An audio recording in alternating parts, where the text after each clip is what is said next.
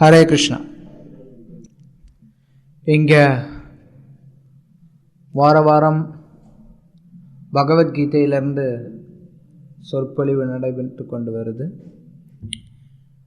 இன்றைக்கு நான் பகவத்கீதையினுடைய விஷயங்கள் கீதையிலிருந்து நேரடியாக ஒரு குறிப்பிட்ட ஸ்லோகத்தை எடுத்து சொல்லாமல் வேறு விதத்தில் பகவத்கீதையினுடைய விளக்கங்களை கொடுக்க இருக்கிறேன். உங்களில் பெரும்பாலானவருக்கு தெரியும், நான் ஈஸ்கான் ஹரே கிருஷ்ணா இயக்கத்தின் சார்பில் வரக்கூடிய பகவத் தரிசனம் பத்திரிகைக்கு தொகுப்பாசிரியராக சேவை செய்துக்கிட்டு வரேன். சமீபத்தில் நம்மளுடைய பத்திரிகை அலுவலகத்துக்கு ஒரு கடிதம் வந்தது. அந்த கடிதம் அதில் நிறைய கேள்விகள் கேட்டிருந்தாங்க. அவ்வளோ கேள்விகளுக்கும் நம்ம பதில் பத்திரிகையில் பிரசுரிக்க முடியாது. 12 கேள்விகள். அந்த 12 கேள்விகளுக்கு பதிலை பிரசுரித்தோம்னா ஒரு மாத பத்திரிகை மொத்தமும் அதிலே முடிஞ்சு போயிடும். இருந்தாலும் சில பதில்களை நம்ம பிரசுரிப்போம். இந்த கேள்விகளை சுருக்கமாக பிரசுரிப்போம். ஆனால் கேள்வி கேட்டவருக்கு பூரண திருப்தி நம்மளால் கொடுக்க முடியுமான்னு சொல்ல முடியாது. அதனால் விரிவாக இன்னைக்கு உபன்யாசத்தில் நான் இதை பற்றி பேசலாம் அப்படின்னு முடிவு செஞ்சுருக்கேன். இதுக்கு முன்னாடி ஒரு ஸ்ரீ வைஷ்ணவர் ஒருத்தர் கிருஷ்ணருக்கும் விஷ்ணுவுக்கும் இருக்கக்கூடிய வேறுபாடு குறித்து அவருக்கு இருந்த சந்தேகங்களை நமக்கு கேள்வி அமைச்சிருந்தார். அதை படித்து அதுக்கான பதிலை நம்ம இதுக்கு முன்னாடி இங்கே பேசணும் ஒரு தடவை. இப்போ இது வேற ஒருத்தர்கிட்டருந்து இவர் என்ன சம்பிரதாயத்தை பின்பற்றுகிறார், என்ன அடித்தட்டில் இருக்கிறார் நம்மளால் உறுதியாக சொல்ல முடியல. மேலோட்டமாக பார்க்கும்போது இவர் சங்கரருடைய அத்வைத்த கொள்கையை பின்பற்றக்கூடியவர் மாதிரி தெரிகிறது. இருந்தாலும் ஆழமாக சங்கரருடைய அத்வைத்தம் பற்றி இவருக்கு தெரியுங்கிற மாதிரி தோணலை இந்த கடிதத்தை பார்க்கும்போது. இது ஒரு சுவாமி இடமிருந்து வந்திருக்கு. அவர் ஒரு சன்னியாசியாக இருப்பார்னு நினைக்கிறோம். அவருடைய படம் கூட இங்கே வந்திருக்கு. பார்க்கும்போது அவர் ஒரு சன்னியாசி போல தெரிகிறார். ஸ்ரீ சுவாமி கேசவானந்தர் சேலத்திலிருந்து நமக்கு அனுப்பியிருக்கார். ஹரே கிருஷ்ண. அன்பிற்கும் பெருமதிப்பிற்கும் உரிய ஸ்ரீ கிரிதாரிதாஸ் அவர்களுக்கு சுவாமி ஸ்ரீ கேசவானந்தர் வரையும் கடிதம். வணக்கங்கள் பல, மிக்க மகிழ்ச்சி. 23/9/2012 ஞாயிற்றுக்கிழமை அன்று சேலம் இஸ்கான் ஸ்ரீ ஸ்ரீ கோகுலானந்தர் திருக்கோயில் ஹரே கிருஷ்ண வளாகத்தில் நடைபெற்ற ராதாஷ்டமி கொண்டாட்ட விழாவில் தாங்கள் ஆற்றிய சிறப்புரை மிகவும் பயனுள்ளதாக இருக்கிறது. நாம் இஸ்கான் புத்தகங்களை ஏற்கனவே படித்திருந்தாலும் தங்களது சொற்பொழிவை கேட்ட பின்பு இஸ்கான் புத்தகங்களை தீவிரமாக படிக்க ஆரம்பித்துள்ளோம். இந்நிலையில் நமக்கு தேவையான விவரங்களை தங்கள் மூலமாக அறிந்து 12 கேள்விகளை தங்கள் முன் வைக்கின்றோம். அறிந்து கொள்ள 12 கேள்விகளை தங்கள் முன் வைக்கின்றோம். இக்கேள்விகளுக்கான விளக்கங்களை நமக்கு தபால் மூலமாக எழுதி தெரிவித்தும் பகவத் தரிசனம் மாத பத்திரிகையில் பிரசுரிக்கவும் செய்வீர்கள் என நம்புகிறோம். நன்றி, வணக்கம். ஹரே கிருஷ்ணா. இங்கனம் சு கேசவானந்தர். இவர் கடிதம் அனுப்பி கிட்டத்தட்ட 1.5 மாதங்கள் ஆகுது. நான் கொஞ்சம் வெளியில் பிரயாணத்தில் இருந்ததுனாலும் இதுக்கு தக்க நேரத்தில் பதில் கொடுக்க முடியல. இவருடைய 12 கேள்விகளையும் நான் ஒன்றொன்றாக படிக்கிறேன். இல்லைன்னா வெறும் கேள்வியாக படிச்சுட்டு போனோம்னா நல்லா இருக்காது. ஒவ்வொரு கேள்வியாக படிக்கிறேன். இதில் முதல் 2 கேள்விகள் ஒன்றோடொன்று சம்பந்தப்பட்ட கேள்விகள். அதனால் முதல் 2 கேள்விகளையும் நான் ஒன்றா படிக்கிறேன். முதல் கேள்வி, கிருஷ்ண வழிபாட்டு மரபு வேத கோட்பாடின்படி ஏற்பட்டுள்ளது. மதம் என்பது கடவுளால் அவரது சட்டங்களாக ஏற்படுத்தப்படுவதாகும். மதம் கடவுளை தவிர வேறு யாராலும் உருவாக்க முடியாது. கிருஷ்ண வழிபாட்டு மரபு கிறிஸ்துவ, இஸ்லாமிய, புத்த மதங்கள் உருப்பெறாத காலத்திற்கு முன்பிருந்தே பன்னெடுங்காலமாக உள்ளது. ஆகையால் கிருஷ்ண வழிபாட்டு மரபை கிருஷ்ண மதம் என்று கூறினால் அது சரியா தவறா? இரண்டாவது கேள்வி, இஸ்கான் இந்து மதத்திற்கு உட்பட்டதாக கருதுவது தவறான முடிவாகும். இந்தியாவிலும் வெளிநாடுகளிலும் வசிக்கும் இந்தியர்கள் இஸ்கான் இந்து மத பிரச்சாரம் செய்வதாக எண்ணுகிறார்கள். உண்மையில் நாம் செய்வது இந்து மத பிரச்சாரம் அல்ல என்று தன்னை அறியும் விஞ்ஞானம் எனும் இஸ்கான் நூலில் குறிப்பிடப்பட்டுள்ளது. ஆகையால் இந்த விபரப்படியும் இஸ்கான் கிருஷ்ண பக்தி இயக்கத்தை கிருஷ்ண மதம் என்று கூறுவது சரியானது தானே? இந்த கேள்வியில் அவர் சொல்லக்கூடியது என்னன்னா, இஸ்கானை கிருஷ்ண மதம் என்று சொல்லலாமா?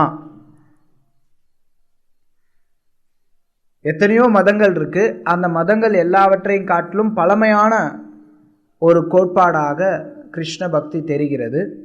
அதனால இஸ்கானை கிருஷ்ண மதம் என்று கூறலாமான்னு முதல்ல கேட்டார். அதுக்கப்புறம் சொல்றார், இஸ்கான் இந்து மதத்தை சார்ந்ததல்ல அப்படின்னு சொல்லி தன்னேறி விஞ்ஞானம் புத்தகத்தில் படிச்சிருக்கார். அதனால இதை கிருஷ்ண மதம் என்று சொல்றது தானே சரியா இருக்கும் அப்படின்னு இங்க கேள்வி கேட்கிறார். முதல்ல இவரே எழுதியிருக்கார், மதம் என்பது கடவுளை தவிர வேறு யாராலும் உருவாக்கப்பட முடியாதது.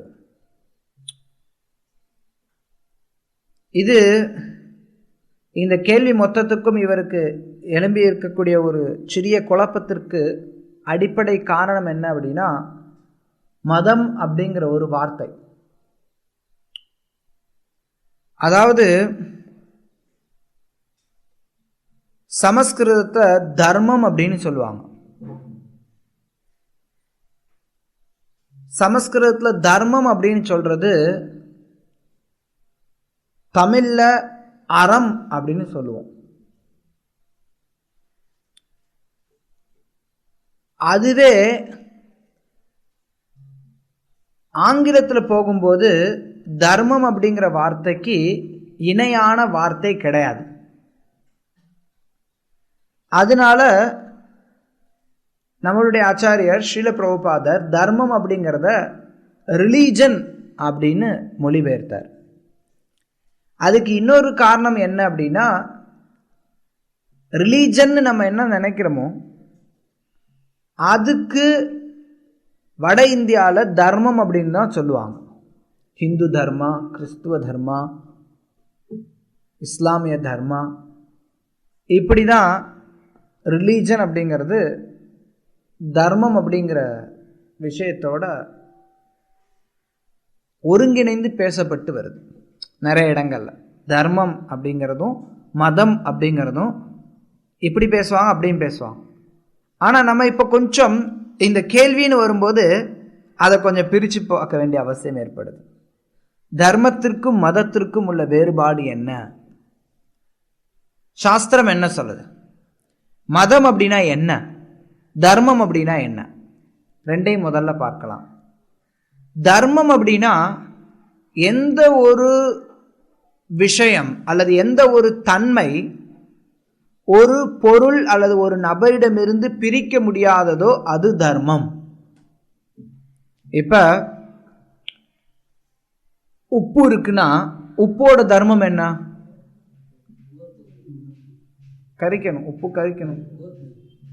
உப்பு உவர்ப்பு சுவையை தரணும், அப்பதான் அது உப்பு. சர்க்கரை அப்படின்னா அதனுடைய தர்மம் என்ன? இனிக்கணும். சர்க்கரை கசந்தது அப்படின்னா அது அதுக்கு மேல சர்க்கரை கிடையாது. நெருப்பு அப்படின்னா அதனுடைய தர்மம் சுடணும், வெளிச்சம் தரணும். வெப்பத்தையும் வெளிச்சத்தையும் தரக்கூடியது நெருப்பினுடைய தர்மம். வெப்பமும் வெளிச்சமும் இல்லை அப்படின்னா நெருப்பு நெருப்பு அல்ல. அதுதான் தர்மம். தர்மம் அப்படிங்கிறது ஒரு பொருளினுடைய தர்மம் அப்படிங்கிறது எந்த ஒரு தன்மையை அந்த பொருளிலிருந்து பிரிக்க முடியாதோ அதுவே அந்த பொருளினுடைய தர்மம். இப்ப மனிதர்களுக்கு வரும்போது பாத்தீங்கன்னா தர்மம் அப்படிங்கிறது என்ன? மனிதர்கள்ல இருந்து பிரிக்க முடியாதது தர்மம். அது ஒவ்வொருத்தருக்கும் ஒவ்வொரு சூழ்நிலையில பல்வேறு தர்மங்கள் இருக்கு. இப்ப ஒருத்தருடைய ஆன்மீக நிலைக்கு தகுந்த மாதிரியும் ஒருத்தருடைய பௌதிக நிலைக்கு தகுந்த மாதிரியும் பல்வேறு தர்மங்கள் இருக்கு. இப்போ ஒரு பெற்றோர் இருக்கிறாங்கன்னு வச்சுக்கோங்க. அவங்களுடைய தர்மம் என்ன? குழந்தைகளுக்கு தேவையான கல்வியை கொடுத்து, உடையை கொடுத்து, உணவை கொடுத்து அவங்கள வளர்க்க வேண்டியது பெற்றோர்களுடைய தர்மம் ஆகுது. அது மாதிரி பிரம்மச்சாரிகளுக்கு ஒரு தர்மம் இருக்கு, கிரகஸ்தர்களுக்கு ஒரு தர்மம் இருக்கு. சில நேரங்கள்ல இந்த தர்மம் அப்படிங்கிறது கடமை அப்படிங்கிற பொருள்ல கூட உபயோகப்படுத்தப்படக்கூடியது உண்டு. தமிழ்ல தர்மம் அப்படிங்கிறது தானம் அப்படிங்கிற பொருள்ல கூட உபயோகப்படுத்துறது உண்டு. ஐயா கொஞ்சம் தர்மம் பண்ணுங்க, அங்க கேட்கறது தானம். ஆனா அந்த தானம் செய்யக்கூடியது ஒருத்தருடைய தர்மம் அப்படிங்கிறதுனால அதுவும் தர்மம்னு சில நேரத்தில் எடுத்துக்கிறாங்க. ஆனா தர்மம் அப்படின்னா ஒருத்தர் செய்ய வேண்டிய செயல்கள், எந்த செயல்கள் எல்லாம் ஒவ்வொருத்தர் தன்னுடைய நிலைக்கு தகுந்தாற் போல செய்யணுமோ அந்த செயல்கள் எல்லாம் தர்மம் அப்படின்னு சொல்லப்படுது. ஒரு பிரம்மச்சாரி, கிரகஸ்தா, வானப்பிரஸ்தா, சந்நியாசி ஒவ்வொருத்தருக்கும் ஒவ்வொரு தர்மம் இருக்கு. பிராமணர், சத்திரியர், வைஷ்யர், சூத்ரர், பெண்கள், ஸ்திரீ தர்மா அது தனி. ஒவ்வொருத்தருக்கும் ஒவ்வொரு தர்மம் இருக்கு. இந்த தர்மத்தை ஒருத்தர் கடைபிடிக்கும் போது படிப்படியாக ஒருத்தர் உயர்வு பெற முடியும். இதுதான் அடிப்படை. இது எல்லாத்துக்கும் மேல ஜீவன்கள் எல்லோருக்கும் பொதுவான தர்மமும் இருக்கு.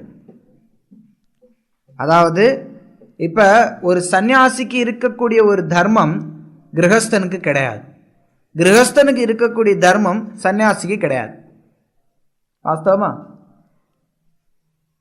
உதாரணத்திற்கு ஒரு கிரகஸ்தனுடைய தர்மம் தன்னுடைய குழந்தைகளை பராமரிக்கணும் அப்படிங்கிறது.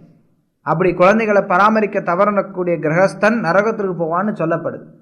ஆனா அதே கிரகஸ்தன் சன்னியாசி ஆகும்போது, அதாவது ஒரு சன்னியாசியானவன் அவனுக்கு பூர்வ ஆசிரமத்துல அவன் கிரகஸ்தனாக இருந்தபோது அவனுக்கு குழந்தைகள் இருந்தால் கூட அந்த குழந்தைகளை பராமரிக்க வேண்டிய கடமை அவனுக்கு கிடையாது. அந்த குழந்தைகளை பராமரிக்கணும் அப்படிங்கிற தர்மம் அவனுக்கு கிடையாது. ஏன்னா அவன் சன்னியாசி. அப்போ ஒவ்வொருத்தருக்கும் தர்மம் வேறுபடுது. அதே மாதிரி இவங்க எல்லாருக்கும் பொதுவான ஒரு தர்மம் இருக்கு. எல்லாருக்கும் பொதுவான தர்மம் என்ன? ஜீவரே ஸ்வரூபஹோய் கிருஷ்ணேர நித்யதாஸ். நம்ம எல்லோரும் கிருஷ்ணருடைய நித்தியமான சேவகர்கள். இது ஜீவன்கள் எல்லோருக்கும் பொதுவானது. பிராமண, சத்திரிய, வைஷ்ய, சூத்ரா, பிரம்மச்சாரி, கிரகஸ்தா, வானப்பிரஸ்த, சந்நியாஸ், பெண்கள் எல்லோருக்கும் பொதுவான தர்மம் இது. எல்லாருமே கிருஷ்ணருடைய சேவகர்கள். இது அவங்களுடைய நித்தியமான தர்மம். இப்ப ஒவ்வொருத்தருக்கும் செய்ய வேண்டிய தர்மமானது, அதாவது அவங்களுடைய சமுதாய சூழ்நிலைக்கு தகுந்த மாதிரி செய்ய வேண்டிய தர்மமானது வர்ணாசிரம தர்மம்னு சொல்லப்படுது, அல்லது சாதாரண தர்மம்னு சொல்லப்படுது. இதுக்கு மேல இருக்கக்கூடிய தர்மமானது ஒருத்தருடைய நித்தியமான தர்மம், அல்லது இன்னொரு இடத்துல சொன்னா சனாதன தர்மம்னு சொல்லப்படுது. சில நேரங்களில் சனாதன தர்மம் கூட வர்ணாசிரம தர்மத்திற்கு இணையாக சொல்லப்படலாம். அதனால ஜீவனுடைய உண்மையான தர்மத்தை பற்றி சொல்லும்போது பல நேரங்களில் ஜைவ தர்மா அப்படின்னு சொல்லப்படுது. ஜீவனுடைய தர்மம். இந்த மாதிரி தர்மமானது ரெண்டு வகைப்படுது. ஒருத்தருடைய தற்போதைய சூழ்நிலை பொறுத்து ஒரு தர்மம் இருக்கு. அதை காட்டிலும் உயர்ந்த நிலையில ஜீவன்களுக்கான அடிப்படை தர்மம் இருக்கு. சரியா? இப்ப மதம் அப்படிங்கிறதுக்கு போகலாம். முதல்ல தர்மத்துக்கும் மதத்துக்கும் வேறுபாட்டை பார்த்தா தான் புரியும். முதல்ல தர்மம்னா என்னன்னு பார்த்துட்டோம். மதம் அப்படின்னா என்ன? மதம் அப்படின்னா ஒரு ஒரு குறிப்பிட்ட நம்பிக்கை, ஒரு குறிப்பிட்ட நம்பிக்கை, இதெல்லாம் நம்மளுடைய நம்பிக்கை அப்படின்னு நம்ம முடிவு பண்றோம். கடவுளை நம்புறவங்க, கடவுளை எல்லாரும் நம்புறாங்க, அதாவது மதத்தை பின்பற்றக்கூடியவங்க எல்லாருமே கடவுளை நம்புறாங்க. ஹிந்துவுக்கும் கிறிஸ்துவனுக்கும் இருக்கக்கூடிய ஒற்றுமை என்ன? ரெண்டு பேருமே கடவுளை நம்புறான். என்ன கடவுளை நம்புறான், என்ன மாதிரி நம்பிக்கைகள் இருக்கு அப்படிங்கிறது வேறுபடுது. அதனால அது நம்பிக்கைன்னு சொல்லப்படுது. மதம் அப்படின்னா அல்லது ரிலீஜன் அப்படிங்கிற ஆங்கில வார்த்தையானது நம்பிக்கை அப்படிங்கிற பொருள்ல தான் வருது. ஒரு வகையான நம்பிக்கை. அது அந்த நம்பிக்கையானது பல விஷயங்களை அடிப்படையாக வச்சிருக்கலாம். நம்ப தகுந்த விஷயங்களையும் அடிப்படையாக வச்சிருக்கலாம், நம்ப முடியாத விஷயங்களையும் அடிப்படையாக வைத்திருக்கலாம். இன்றைக்கு நான் என்னுடைய நம்பிக்கையை ஒன்றின் மேல் வைக்கலாம், நாளைக்கு என்னுடைய நம்பிக்கையை வேறொன்றின் மீது வைக்கலாம். இன்றைக்கு ஒருத்தன் கிறிஸ்துவனா இருக்கக்கூடியவன் நாளைக்கு ஹிந்துவா மாறலாம், இன்றைக்கு ஹிந்துவா இருக்கக்கூடியவன் நாளைக்கு கிறிஸ்தவனா மாறலாம். ஏன்னா அது ஒரு வகையான நம்பிக்கை. நம்பிக்கையின் அடிப்படையில் ஒருத்தர் பின்பற்றக்கூடிய சில கோட்பாடுகள் அல்லது தர்மத்தினுடைய சில கொள்கைகள். ஆனா உண்மையான தர்மம் அப்படிங்கிறது மாறவே மாறாது. ஒருத்தர் ஒரு பானையில தண்ணி வச்சிருக்கோம்னா அந்த தண்ணி ஹிந்து கையில போனாலும் ஒண்ணுதான், முஸ்லிம் கையில போனாலும் ஒண்ணுதான், கிறிஸ்துவன் கையில போனாலும் ஒண்ணுதான், யாரோட கையில போனாலும் தண்ணியானது தண்ணீர் தான். அதனுடைய நிலை மாற போறது கிடையாது. அதே மாதிரி தர்மம், உண்மையான தர்மமானது வெளி தோற்றத்தில் ஒருத்தர் யார்கிட்ட போனாலும் அது மாற போறது கிடையாது. ரைட்டா? இப்ப கேள்விக்கு வரலாம். ஹிந்து, கிறிஸ்துவம், இஸ்லாம் இது மாதிரி விஷயங்கள் மதம்னு சொல்லப்படுது. இந்த மதங்கள் எல்லாமே மனிதனால உருவாக்கப்பட்டது தான். மனிதனால உருவாக்கப்பட்ட எந்த ஒரு மதமும் உண்மையான தர்மம் அல்ல. அந்த எதுவுமே மதம் கிடையாது, அல்லது அது எதுவுமே உண்மையான தர்மம் கிடையாது. ஏன்னா ஹிந்து மதத்தை தோற்றுவித்தவர் யார் சொல்லுங்க, கேள்வி வைப்போம். இந்து மதத்தை யாருங்க தோற்றுவித்தால்?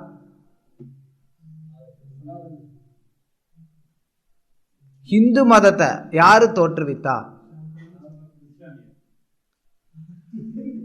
இஸ்லாமியர்கள், பிரிட்டிஷ்காரன்.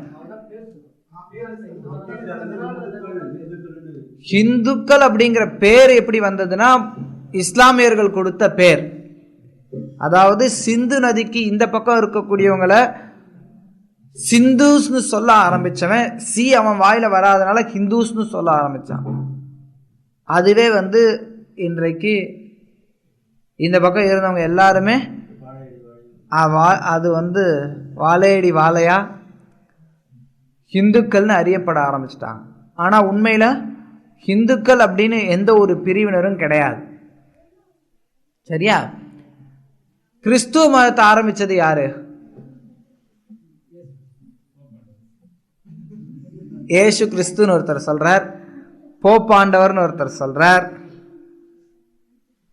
ரெண்டுமே தப்பு.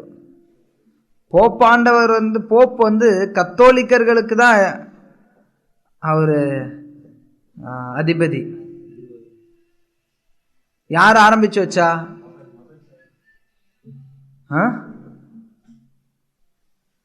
அதாவது இயேசு அவர் தர்மத்தை பற்றி உபதேசம் செஞ்சார், அவர் கடவுளை பற்றி உபதேசம் செஞ்சார். அவர் கிறிஸ்தவ மதத்தை தோற்றுவிக்கவில்லை. முகமது நபிகளும் கடவுளை பற்றி உபதேசம் கொடுத்தார், அவர் இஸ்லாமிய மதத்தை தோற்றுவிக்கவில்லை. பின்னாடி வந்த மனிதர்கள் தான் மதத்தை உற்பத்தி செய்தார்களே ஒழிய கடவுளோ கடவுளுடைய தூதர்களோ மதத்தை உற்பத்தி செய்யவில்லை. இதை நம்ம முதல்ல தெரிஞ்சுக்கணும். தர்மம் அப்படின்னு வரும்போது அதுல பல நிலைகள் இருக்கு. இப்ப கணக்குன்னு இருக்குன்னா கணக்குல பல நிலைகள் இருக்கு. ஆரம்ப நிலையில் இருக்கவங்களுக்கு ஒன்னையும் கூட்டினா 2, ஒன்னையும் கூட்டினா 3 அப்படின்னு சொல்லி தருவோம். கொஞ்சம் மேலே போனதுக்கப்புறம் அதுக்கு அடுத்த நிலையில் நமக்கு சொல்லி தருவோம். பெருக்கிறதுக்கு சொல்லி தருவோம், வகுக்கிறதுக்கு சொல்லி தருவோம், இன்னும் பலவிதமான சிக்கலான கணக்கெல்லாம் சொல்லி தருவோம். நீ எத்தனாவது படிக்கிற? 4வது. ஓகே. நீ எத்தனாவது படிக்கிற? 9வது. ஓகே. 4வது படிக்கிற இந்த பையன்கிட்ட இப்போ ஒரு கேள்வி கேட்குறேன், நீங்கள்லாம் அமைதியாக இருக்கணும். 6லிருந்து 3 கழிச்சா எவ்வளோ? 3. சரியா சொல்லிட்டான் பையன். 3லிருந்து 6 கழிச்சா எவ்வளோ?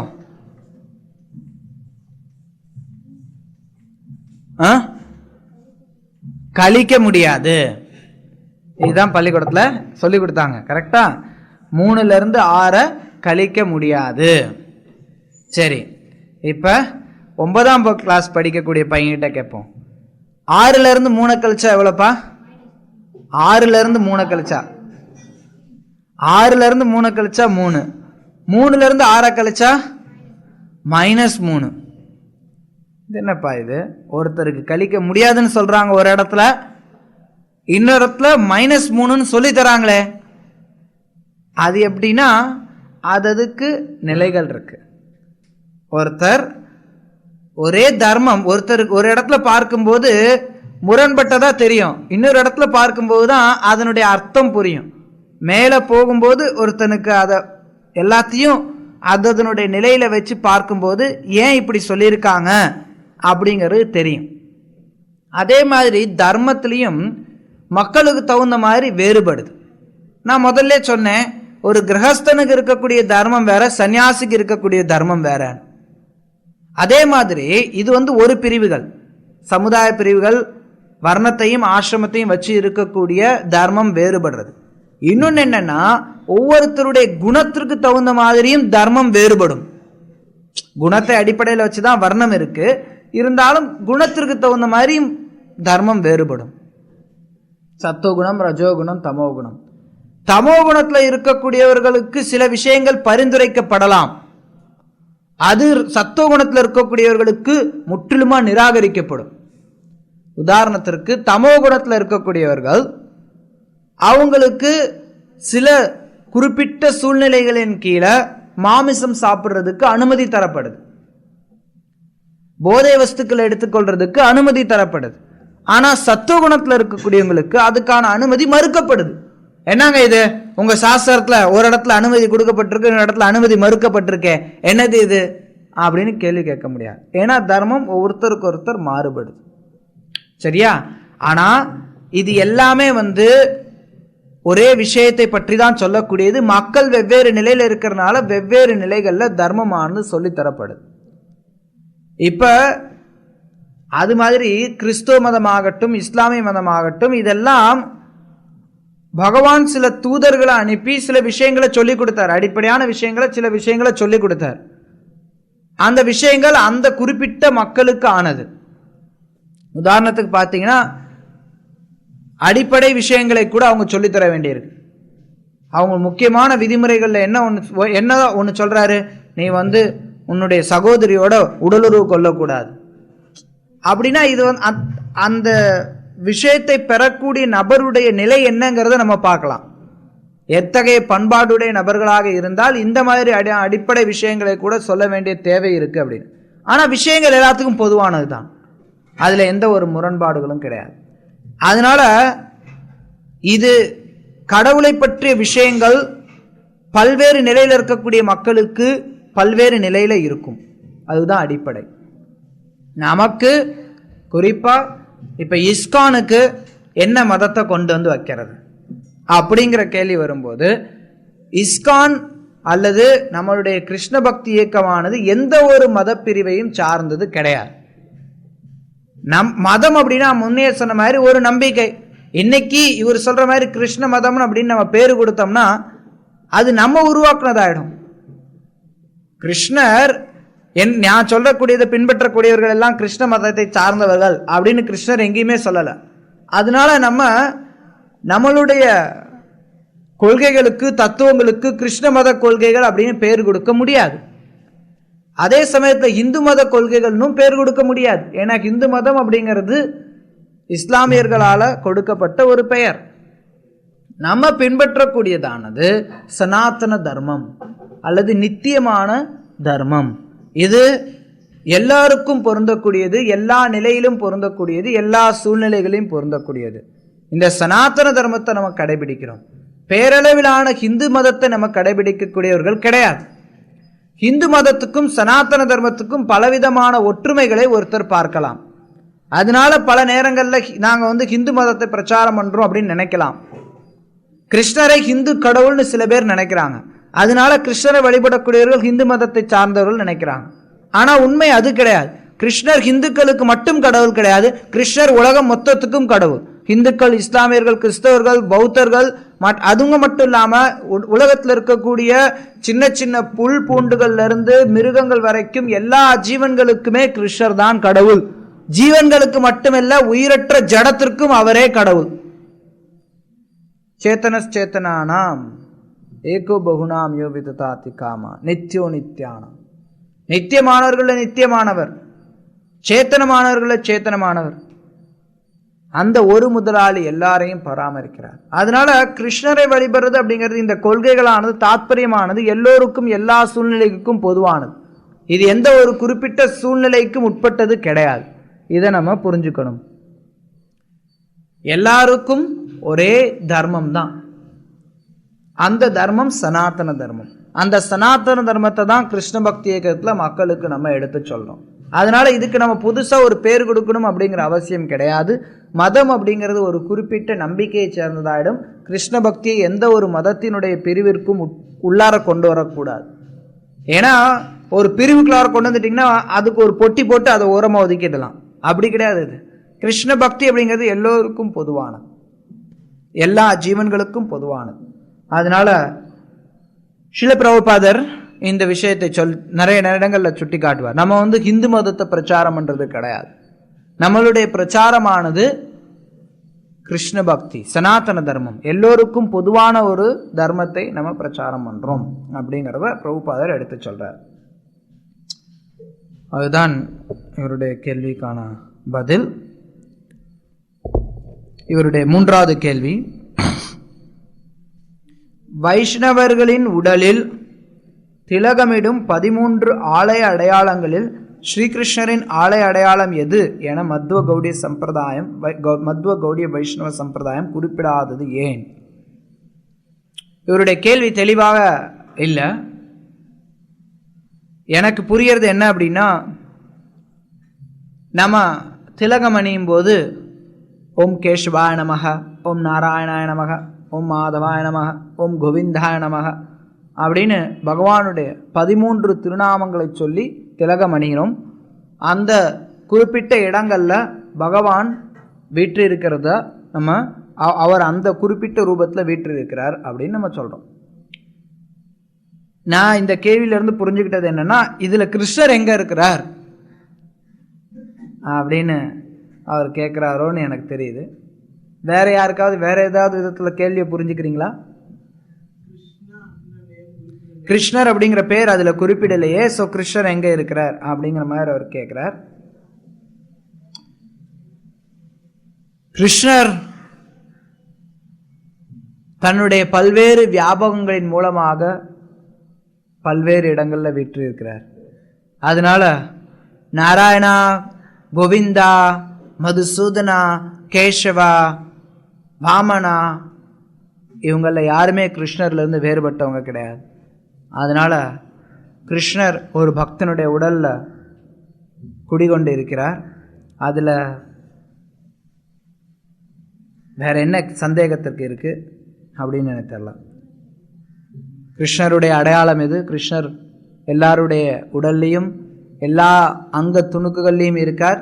அது மட்டும் இல்லாமல் குறிப்பாக பகவான் பரமாத்மாவாக எல்லோருடைய இதயத்திலும் வீற்றிருக்கிறார். அவரை நம்ம பரமாத்மாவாக ஏற்றுக்கொள்கிறோம். நான்காவது கேள்வி, ஸ்ரீ தசாவதார ஸ்தோத்திர பாடலில் மகிமை மிக்க ஸ்ரீ விஷ்ணுவின் தசாவதார வைபவ வரிசையில் ஸ்ரீகிருஷ்ணரை குறிப்பிடாமல் புத்தரை அவதாரமாக பாடியது சரியா? இங்க சுவாமி கேசவானந்தர் பல கேள்விகளுக்கு சரியா தவறா அப்படின்னு கேட்கிறார். இப்படி சரியா அப்படின்னு கேட்கறது மூலமா அந்த கேள்வி கேட்பவருடைய ஒரு உள்ளெண்ணம் என்ன அப்படின்னா, இது தவறு, இப்படி செஞ்சிருக்காங்களே, இது சரியா? அதுதான் கேள்வியோட எண்ணம். கரெக்ட்? நம்ம எப்போவுமே அப்படிதான். நம்ம முன்னாடி இல்லை, நம்ம முன்னாடி இருந்து கேட்கல, இருந்தாலும் ஒரு பொதுவாக ஒருத்தவங்க கேள்வி சரியா? இப்போ ஒருத்தர் நம்மக்கிட்ட நிறைய நேரங்களில் மக்கள் கேட்கறது உண்டு, கிருஷ்ணர் அத்தனை இளம் பெண்களோட நடனம் ஆடினாரே, அது சரியா அப்படின்னா சரியான்னு கேட்குறாங்க. ஆனால் உள்ள மனதில் என்ன இருக்குன்னா இது தவறு, சரி இருந்தாலும் ஒரு சந்தேகத்தை கேட்போம் அப்படிங்கிற விதத்தில் சரியான்னு கேட்குறாங்க. அது மாதிரி இவர் கிருஷ்ணருக்கு பதிலாக புத்தரை வச்சு பாடி இருக்கிறாரு. யாரு? ஜெயதேவ் கோஸ்வாமி. ஜெயதேவ் கோஸ்வாமி செஞ்சது சரியா அப்படின்னு கேட்குறார். ஆச்சாரியர்கள் செஞ்சதில், அதுவும் ஜெயதேவ் கோஸ்வாமி போன்ற மிக உயர்ந்த ஸ்தானத்தில் இருக்கக்கூடியவர்கள் தவறிழைப்பதற்கு வாய்ப்பில்லை. ஜெயதேவ் கோஸ்வாமி மிகச்சிறந்த ஆச்சாரியர். அவர் தசாவதார ஸ்தோத்திரத்தை தன்னுடைய கீத கோவிந்தத்தினுடைய அறிமுகத்தில் எழுதுகிறார். கீத கோவிந்தமானது கிருஷ்ணருடைய லீலைகளை, அதுவும் குறிப்பாக கிருஷ்ணருடைய ராச லீலைகளை புகழ்ந்து பாடக்கூடியது கீத கோவிந்தம். அந்த கீத கோவிந்தத்திற்கான அறிமுகத்தில் தசாவதார ஸ்தோத்திரம் எழுதுறார். அந்த தசாவதார ஸ்தோத்திரத்தில் அவர் என்ன சொல்றார்? கிருஷ்ணர், அதாவது இப்படியெல்லாம் அவதரித்த கிருஷ்ணரே இப்படி இங்கே ராசலீலை பண்றார் அப்படிங்கிறத சுட்டி காட்டுறது தான் அந்த தசாவதார ஸ்தோத்திரத்தினுடைய குறிக்கோள். வெறும்னு 10 பேர் பாடிட்டு போயிட்டார் அப்படிங்கிறது கிடையாது.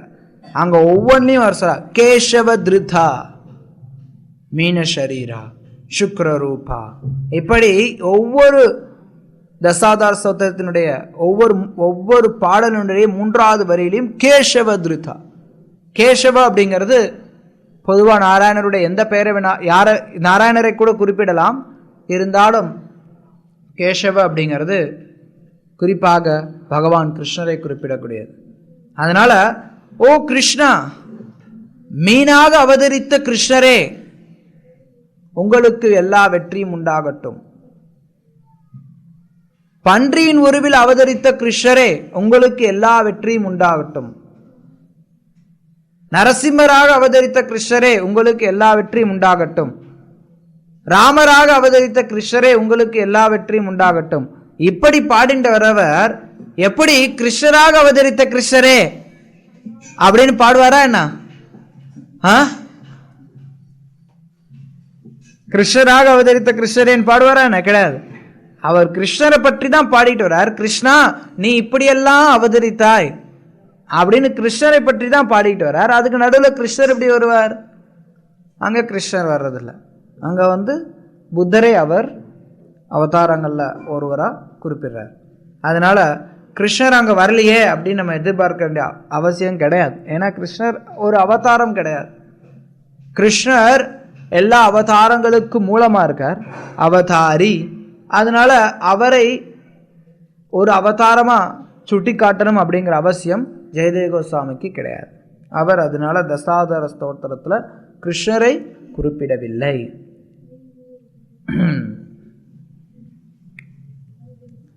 5வது கேள்வி,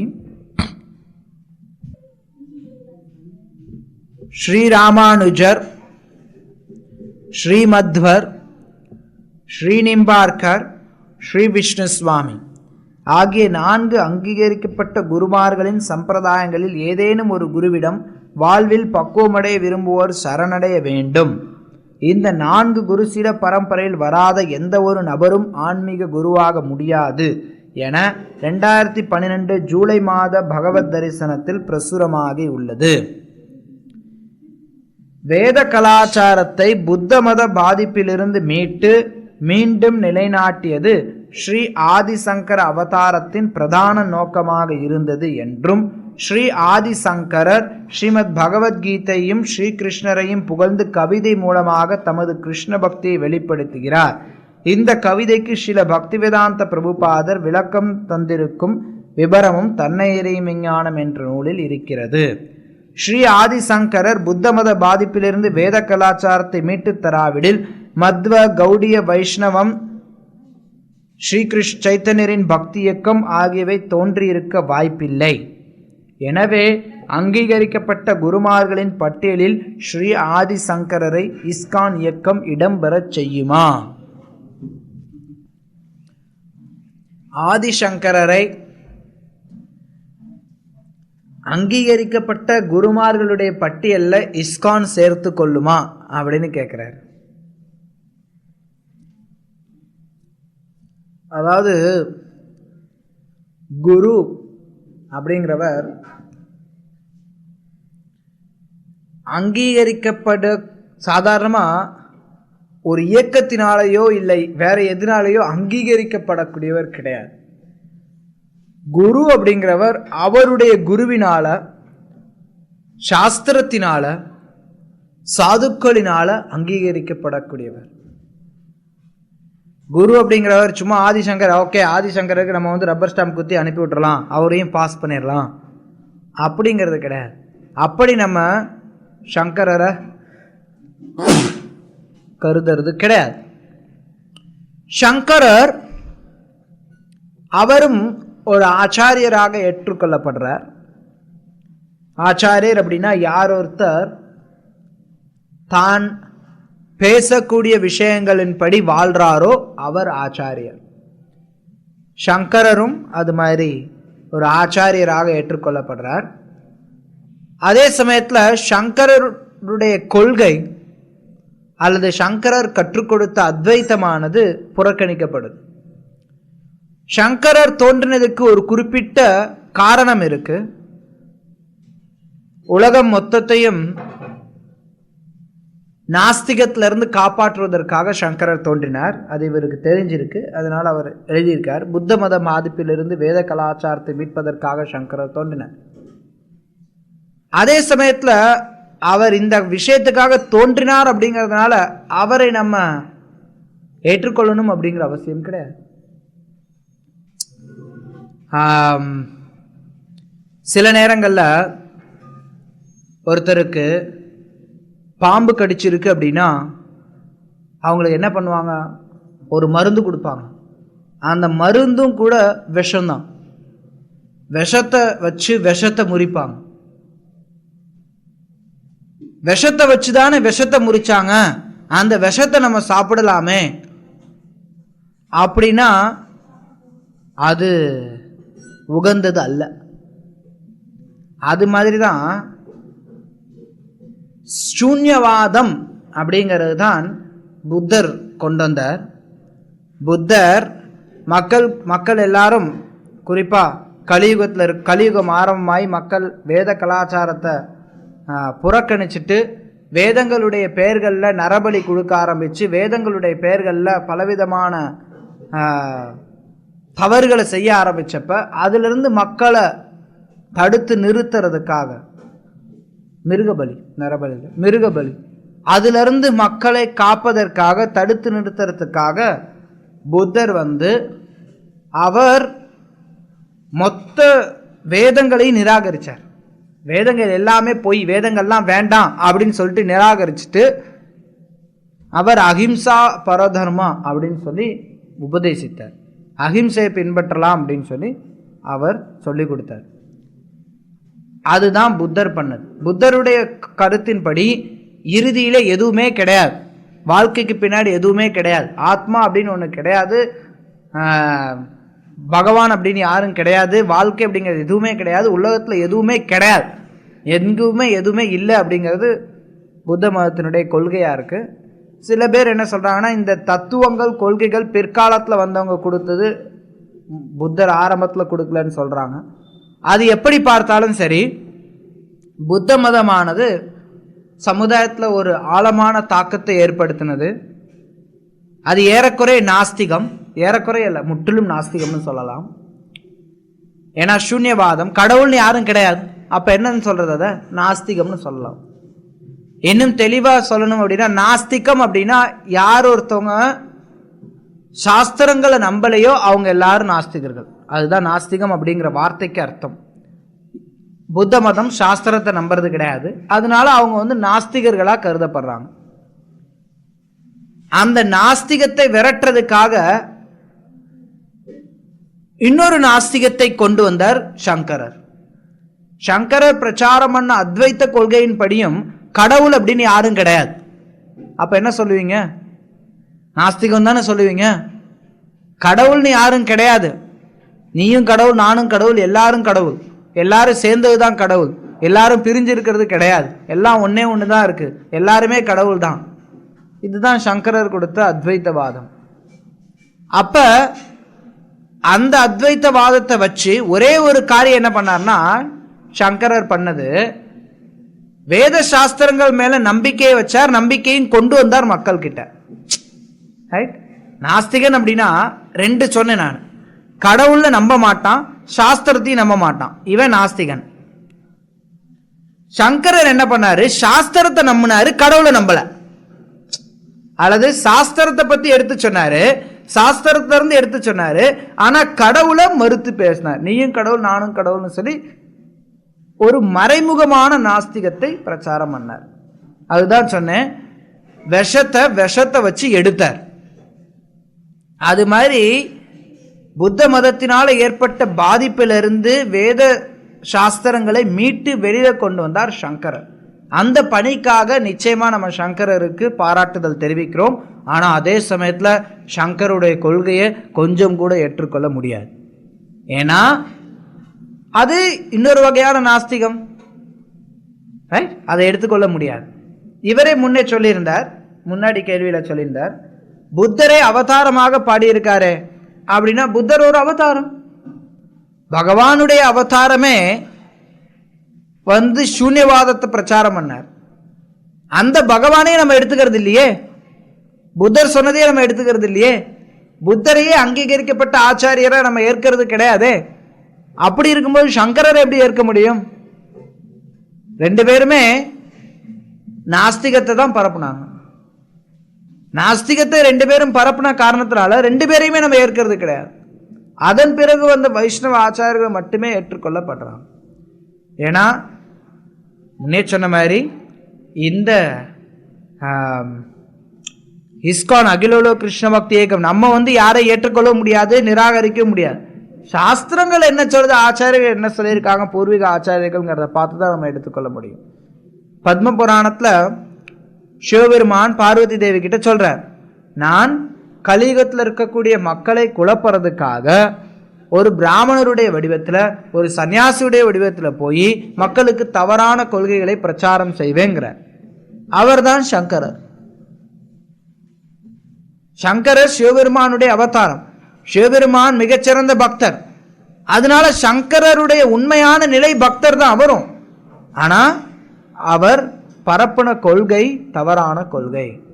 சில நேரங்கள்ல சங்கரர் தன்னுடைய உண்மையான சுபாவத்தை வெளிப்படுத்தி இருப்பார்.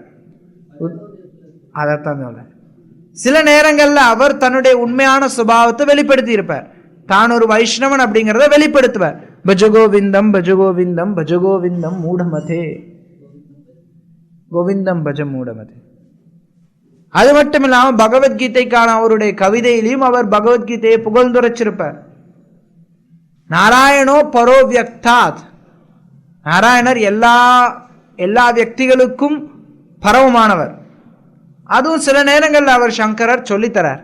ஆனா அவருடைய முக்கியமான பாஷ்யத்துல அவர் கடவுள் இருக்கிறத, அதாவது நமக்கு அப்பால இன்னொருத்தர் நம்மை விட பெரியவர் அப்படின்னு ஒருத்தர் இருக்கிறார் அப்படிங்கிறத அவர் மறுக்கிறார்.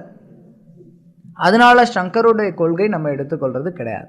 அதனால சங்கரர் அங்கீகரிக்கப்பட்ட ஆச்சாரியராக கணக்குல வர்றது கிடையாது. இந்த அங்கீகரிக்கப்பட்ட சம்பிரதாயங்கள் அப்படிங்கிறது நம்ம உருவாக்க முடியாது. சாஸ்திரத்துல பத்ம புராணத்திலே சொல்லி இருக்கு, இந்த 4 சம்பிரதாயங்கள் கலியுகத்துல தோற்றுவிக்கப்படும், இதை தோற்றுவிக்கப்படக்கூடிய ஆச்சாரியர்களுடைய பெயர் முதற்கொண்டு சாஸ்திரத்துல ஏற்கனவே இருக்கு. அங்க சங்கரருடைய பெயர் இல்லையே, சங்கரர் வேற விதமா சொல்லப்பட்டிருக்க. அவர் கொடுக்கப்படக்கூடிய கொள்கையானது நிராகரிக்கப்பட வேண்டும்னு சொல்லப்பட்டிருக்கு. அதனால சங்கரரை நம்ம சம்பிரதாயத்துல ஏற்றுக்கொள்றது கிடையாது. 6வது கேள்வி, சோதனைகளில் வெற்றி கண்ட பக்தனுக்கு ஸ்ரீகிருஷ்ணர் வழங்கும் கருணை பிரம்மமாகும். ஏனென்றால் ஸ்ரீகிருஷ்ணர் தாம் பரபிரம்மம் என்பதால் பரமசூக்ஷமாக இருக்கிறேன் என்று கூறுகிறார். ஸ்ரீகிருஷ்ணர் என்னும் பூரண சத்தியத்தை அருவம் என்று சங்கரர் கூறும்போது கடவுள் இருப்பதை மறைமுகமாக மறுத்து மாயாவாதம் செய்வதாக அறிய முடிகிறது. இதையே ஸ்ரீகிருஷ்ணரும் தான் பரபிரம்மன் மேலும் தான் பரமசூக்ஷம் என்று கூறியிருப்பதால் தாம் அருவம்தான் என சுயமாக ஏற்று நேர்முகமாகவே கடவுளை மறுப்பதாக சிந்திக்க இடம் இருப்பதால் இதை உண்மை என ஏற்பதா? இஸ்கான் இயக்கமும் ஒரு வகையில் மாயாவாத இயக்கமா? இந்த கேள்வி யாருக்காவது ஏதாவது புரிஞ்சுதா? ரிப்பீட். நானும் பல தடவை ரிப்பீட் பண்ணி பார்த்தேன். அவர் என்ன சொல்ல வர்றார் அப்படிங்கிறது தெளிவா புரியல. சோதனைகளில் வெற்றி கண்ட பக்தனுக்கு ஸ்ரீகிருஷ்ணர் வழங்கும் கருணை பிரம்மமாகும். பிரம்மம்னா அவர் என்ன அர்த்தம் சொல்றாருங்கிறதும் தெரியாது. ஏனென்றால் ஸ்ரீகிருஷ்ணர் தான் பரபிரம்மன் என்பதால் பரமசூக்ஷமாக இருக்கிறேன் என்று கூறுகிறார். பரபிரம்மன் என்பதால் பரமசூக்ஷமாக இருக்கிறேன் என்ன சொல்ல வர்றாருன்னு தெளிவா புரியல. ஸ்ரீகிருஷ்ணர் என்னும் பூரண சத்தியத்தை அருவம் என்று சங்கரர் கூறும்போது கடவுள் இருப்பதை மறைமுகமாக மறுத்து மாயாவாதம் செய்வதாக அறிய முடிகிறது. ஓகே, அது புரியுது. அதாவது பூரண சத்தியத்தை அருவம் அப்படின்னு அவர் சொல்லி கடவுள் இருப்பதை மறுக்கிறனால அது மாயாவாத கொள்கைன்னு சங்கரருடையது அப்படின்னு சொல்றீங்க. இதே விஷயத்த கிருஷ்ணன் சொல்றாரு, இஸ்கானும் சொல்றீங்களே அப்படிங்கிற மாதிரி அவர் கேட்க வரார் ஏதோ விதத்துல. ஆனா எப்படி, எந்த விதத்துல சொல்றோம்? எங்க கிருஷ்ணர் சொல்றார்? பகவத்கீதையில சொல்றாரா, பாகவத்துல சொல்றாரா, வேற எங்க சொல்றார்? அதனுடைய தெளிவான விளக்கம் இங்க கொடுக்கல. அதனால இதுக்கு என்ன கேட்க வர்றாருன்னு புரியாம நம்ம என்ன பதில் சொல்றது? அதாவது கிருஷ்ணர் ஒரே சமயத்தில் அருவமாகவும் இருக்கிறார், உருவமாகவும் இருக்கிறார். அதுதான் நம்ம சைத்தன்ய மகாபிரபு சொல்லி கொடுத்தார். அதுதான் சாஸ்திரங்களையும் இருக்கு. கிருஷ்ணர் 3 விதங்கள்ல உணரப்படுறார். ஒன்று சாக்ஷாத் கிருஷ்ணராக, இன்னொன்று பரமாத்மாவாக, இன்னொன்று எங்கும் பரவியுள்ள பிரம்மனாக. இப்படி 3 நிலைகள்ல பகவான் உணரப்படுகிறார். ஒவ்வொன்றும் பகவானை பற்றிய வெவ்வேறு நிலைகள். ஆரம்ப நிலையில ஒரு தூரத்துல ஒரு மலை இருக்கு அப்படின்னா அந்த மலையை நம்ம போய் அந்த மலையை தூரக்க இருந்து பார்க்கும்போது அங்க ஒரு வகையான சாம்பல் நிறத்துல தெரியும். தூரக்க இருந்து பார்க்கும்போது கொஞ்சம் பக்கத்துல போய் பார்த்தோம்னா பச்சை நிறத்துல மரங்கள் செடி கொடிகள்லாம் தெரியும். இன்னும் கொஞ்சம் பக்கத்துல போகும்போது அங்க இருக்கக்கூடிய பழங்கள், அங்க இருக்கக்கூடிய மக்கள் எல்லாம் நமக்கு தெரிய ஆரம்பிக்கும். அதே மாதிரி பகவானை தூரக்கிருந்து பார்க்கும்போது எங்கும் பரவி இருக்கக்கூடிய பிரம்மனாக ஒருத்தர் பார்க்கலாம், கொஞ்சம் அணுகும்போது பரமாத்மாவாக பார்க்கலாம், இன்னும் பக்கத்துல போகும்போது சாக்ஷாத் முழுமுதற் கடவுளாக பகவான் கிருஷ்ணராக விஷ்ணுவாக ஒருத்தரால் பார்க்க முடியும். இதுதான் நம்ம சொல்லக்கூடிய கொள்கை. இதுல இவர் என்ன கேள்வி கேட்கிறார் அப்படிங்கிறது புரியல. அதனால அடுத்த கேள்விக்கு போலாம்.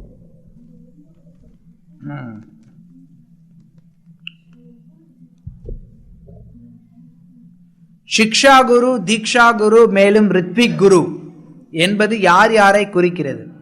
ஒவ்வொரு குருவுக்கும் உள்ள சிறப்பு அம்சங்கள் யாவை? சிக்ஷா குரு அப்படின்னா, சிக்ஷா அப்படின்னா சிக்ஷை அல்லது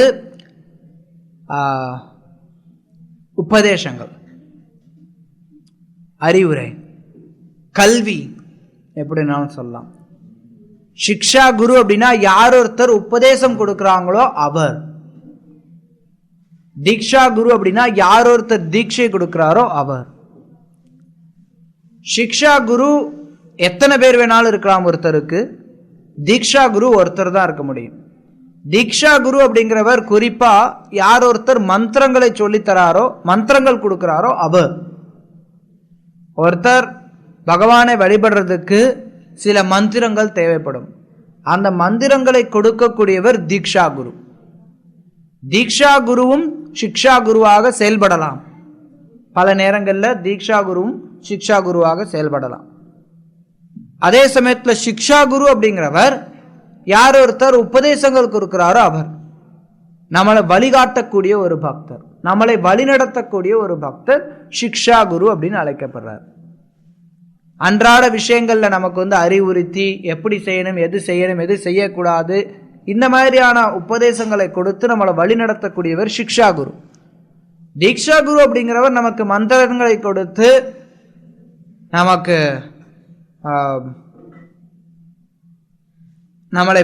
நமக்கு மந்திரங்களை சொல்லித்தரக்கூடிய, குறிப்பாக அந்த மந்திரங்களை கொடுக்கறனால அவர் தீக்ஷா குருவா அழைக்கப்படுறார். எவ்வளவு பேர் வேணாலும் சிக்ஷா குருவா இருக்கலாம், ஆனா தீக்ஷா குரு ஒருத்தர் தான் இருக்க முடியும். தீக்ஷா குருவுக்கும் சிக்ஷா குருவுக்கும் வேற்றுமை கிடையாது. இது சாஸ்திரங்கள்ல நம்ம பார்க்கக்கூடிய ஒன்று. ரித்விக் குரு அப்படிங்கிறது, ரித்விக் அப்படின்னா ஒரு பூஜாரின்னு சொல்லலாம். சில நேரங்கள்ல தீட்சை கொடுக்கக்கூடிய குருவினால தீட்சை கொடுக்கக்கூடிய இடத்துல இருக்க முடியல. அவரு இப்போ உதாரணத்துக்கு ஸ்ரீல பிரபுபாதர், அவர் உலகம் முழுக்க பிரயாணம் பண்ணிட்டு இருந்தார். எல்லா இடத்துலையும் அவருடைய சிஷ்யர்கள் நிறைய பக்தர்களை உருவாக்குனாங்க. அந்த பக்தர்கள் எல்லாரும் தீட்சை பெறணும் அப்படிங்கிற பட்சத்தில் ஸ்ரீல பிரபுபாதரால எல்லா இடத்துக்கும் போய் அவங்கவுங்களுக்கு தீட்சை கொடுக்க முடியாது. அவங்களும் ஸ்ரீல பிரபுபாதர் இருக்கக்கூடிய இடத்துக்கு எல்லாரும் தீட்சை பெறவும் முடியாது. அதனால ஸ்ரீல பிரபுபாதர் தன்னுடைய சிஷ்யர்களில் சில பேரை ரித்விக் குருவாக நியமிச்சார். ரித்விக் குரு அப்படின்னா பூஜாரி. அவங்க என்ன பண்ணுவாங்கன்னா, ஸ்ரீல பிரபுபாதருக்கு கடிதம் எழுதுவாங்க. பிரபுபாதர், இந்த மாதிரி எங்களுடைய கோயிலில் 20 பேர் தீட்சைக்கு இருக்கிறாங்க, இதெல்லாம் அவங்களுடைய பெயர் அப்படின்னு சொல்லி அனுப்புவாங்க. பிரபுபாதர் சில நேரங்களில் ஜபமாலை ஜபிச்சு கொடுப்பார். சில நேரத்தில் பேர் மட்டும் அனுப்புவார். இவங்களுடைய பேர் இது, இவங்களுடைய பேர் இது, பேரை மாற்றி கடிதத்தில் அனுப்புவார். ஜபமாலையும் சேர்த்து அனுப்புவார். சில நேரத்தில் ஜபமாலை அனுப்ப மாட்டார். யாருக்கு பண்ணுறாங்களோ அவங்க ஜபமணி கூட கொடுப்பாங்க. அப்போ அது அவங்க என்ன பண்ணுறாங்கன்னா, ஒரு பூஜாரியாக செயல்படுவாங்க அந்த இடத்துல. ஸோ அவங்க ரித்விக் குரு அப்படின்னு, ஆக்சுவலி ரித்விக் குருன்னு சொல்ல மாட்டாங்க, ரித்விக் பூஜாரி அப்படின்னு அழைக்கப்படுறது உண்டு. அந்த வழிமுறையானது ஸ்ரீல பிரபுபாதருடைய மறைவிற்கு பிறகு, ஏன்னா அது ஆச்சாரியருடைய குறிப்பிட்ட அனுமதியின் பேரில் நடத்தப்பட்ட ஒன்று. ஏன்னா ஆச்சாரியர் எல்லா இடங்கள்லையும் பிரயாணம் செய்ய முடியாது அப்படிங்கிற காலகட்டத்தினால, அதன் பிறகு ஸ்ரீல பிரபுபாதருடைய சிஷ்யர்கள் சிக்ஷா குருவாகவும் தீக்ஷா குருவாகவும் செயல்பட்டு வராங்க. சில பேர் இன்னும் ஸ்ரீல பிரபுபாதர் ரித்விக் குருவா, ஸ்ரீல பிரபுபாதரே என்னுடைய குருவா செயல்படணும் அப்படின்னு ஆசைப்படலாம். ஆனால் அது முறையானது கிடையாது. ஸ்ரீல பிரபுபாதர் நம்மளுடைய பார்வையிலிருந்து மறைந்து விட்டார். அவருடைய சிஷ்யர்களிட்டிருந்து சிக்ஷா தீக்ஷா பெறலாம். ஸ்ரீல பிரபுபாதர்கிட்ட இருந்தும் சிக்ஷா பெறலாம். அவருடைய புத்தகங்களின் வடிவத்தில், ஸ்ரீல பிரபுபாதருடைய உபன்யாசங்களின் வடிவத்தில் பிரபுபாதர்கிட்டிருந்தும் நம்ம உபதேசங்களை பெறலாம். அடுத்த கேள்வி, ஹரே கிருஷ்ண இயக்கத்தின் ஆன்மீக குரு ஸ்ரீல பக்தி வேதாந்த பிரபுபாதர் 1970 லாஸ் ஏஞ்சல்ஸ் டைம்ஸ் பத்திரிகை ஆசிரியருக்கு எழுத கடிதத்தில், கிருஷ்ண உணர்வு இயக்கம் செயற்கையாக புனையப்பட்ட கருத்தல்ல. இந்த இயக்கத்தை நன்றாக ஆராய்ந்து அறியும்படி எல்லா பண்டிதர்களையும் தத்துவ ஞானிகளையும் மத வல்லுநர்களையும் பொதுமக்களையும் வரவேற்கின்றோம். ஒருவர் அக்கறையுடன் ஆராய்ந்தால் இந்த மாபெரும் இயக்கத்தை உயர்வை புரிந்து கொள்ளலாம் என குறிப்பிட்டிருந்தார். மிக்க மகிழ்ச்சி. இஸ்கான் இயக்கத்தை பற்றி நன்றாக ஆராய்ந்தறிய ஆவலாக உள்ளோம். எனக்கு இந்த வாய்ப்பை இஸ்கான் வழங்குமா? நிச்சயமா. ஒருத்தருக்கு இஸ்கானை பற்றி தெரிந்து கொள்ளணும் அப்படின்னா அதுக்கு இஸ்கான் பூரண வாய்ப்பை ஒருத்தருக்கு வழங்குது. யாரெல்லாம் இஸ்கானை பற்றி தெரிந்து கொள்ளணும்னு நினைக்கிறாங்களோ அவங்க எல்லாருக்கும் வாய்ப்பு கொடுக்குறோம் இல்லையா? என்ன ரமாய் பிரபு, எல்லாருக்கும் வாய்ப்பு கொடுக்குறோமா? எல்லாருக்கும் வாய்ப்பு கொடுக்குறோம். எதுக்கு வாய்ப்பு கொடுக்குறோம்?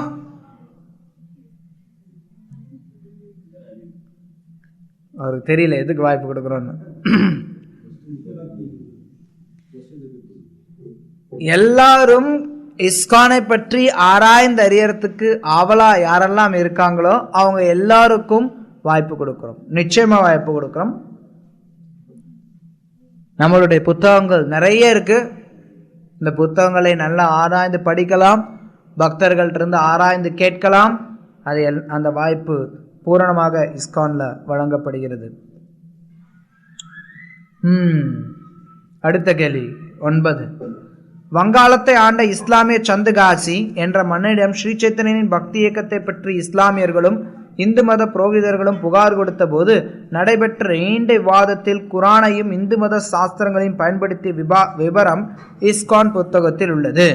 இஸ்கான் இந்து மதத்தை சார்ந்ததும் அல்ல, இஸ்கான் இந்து மதத்தை பிரச்சாரம் செய்கிறது என்பது உண்மையும் அல்ல என்ற நிலையில் ஸ்ரீ சைத்தன்யர் இந்து மத சாஸ்திரங்களை பயன்படுத்த வேண்டிய அவசியம் என்ன?